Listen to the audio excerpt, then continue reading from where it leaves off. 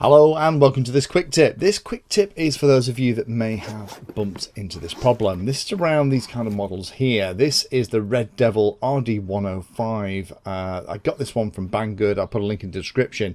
And an awful lot of these early Toothpick style little quads like this came with a pre-release version of Betaflight 4.0, and the challenge that you can have with that is using the latest versions of Configurator like 10.5.1 that I have here.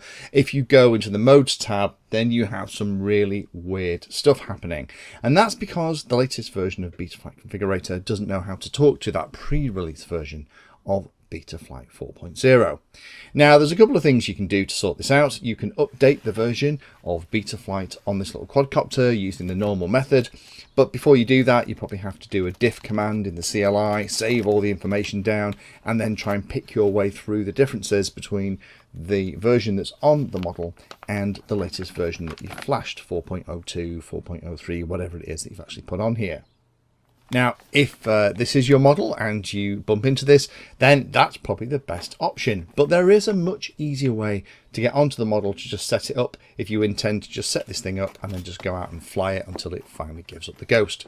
And that is to use an older version of the Betaflight configurator, ideally 10.4. If you use and download 10.4 from the Betaflight configuration website and connect to something like this Red Devil RD105, then you'll find things like the modes tab will work fine. So that's the big workaround. If you have one of these, you're struggling to see the modes tab, don't worry, it's not broken. It's just using a pre-release version of Betaflight 4.0. Ideally update it, go through all of the bits and pieces to reapply all of the changes.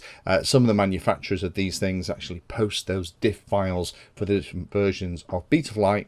Or if you just want to set it up once and just go out and fly this thing, if you just install Betaflight Configurator 10.4, it'll work. Big thank you to Curry Kitten. If you haven't subscribed to Curry Kitten's channel, I'll put a link in the description down below. Go and check him out. He makes some great videos. Wayne, who is Curry Kitten, is a friend of mine, and he was great. He kind of clued me into this little tip. So big thank you to him for making my life a little easier. Thanks for watching the video and watching right to the very end. You can find me in all the usual places on social media, and if you like the video and like what I'm doing here, then hit the subscribe button and hit the bell notification icon too. If you really like what I'm doing, you can go the extra mile and become one of my Patreons for access to me directly for support, and also giveaways and regular updates too.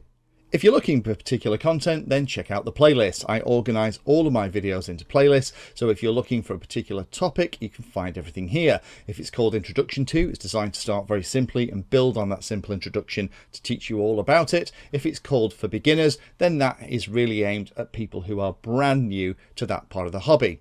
You can also search on YouTube for anything that you're interested in using the search function at the top. So iNav Painless 360 will find all of my videos and even the playlist around iNav. So thanks again for watching and happy flying.